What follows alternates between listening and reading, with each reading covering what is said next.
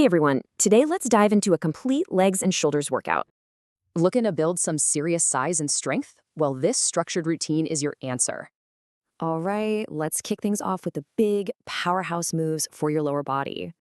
First up, the king of leg day, barbell squats. They hit your quads, hamstrings, and glutes. The absolute key here is proper form. Make sure you nail it for all 4 sets.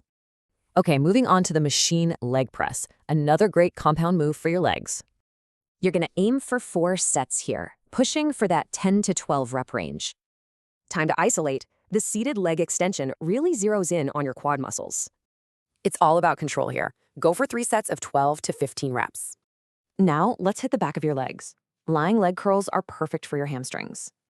Remember, no jerky movements, just 3 smooth, controlled sets of 12 to 15. And to wrap up the legs, we've got standing calf raises for size and strength. For this one, you're doing 4 sets, and you're gonna push for max reps each time. All right, legs are done. Now let's move up and focus on building some killer shoulders. We're kicking it off with the seated dumbbell press. This one's fantastic for overall shoulder size.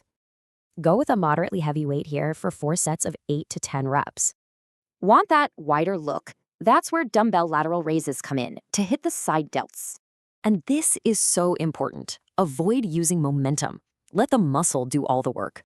Keep that form super strict for 3 sets to really build those side delts. Next up, the reverse machine fly. This is amazing for posture, hitting your rear delts. Go for a light to moderate weight on this one, 3 sets, 12 to 15 reps. And to finish off shoulders, let's build some massive traps with barbell shrugs.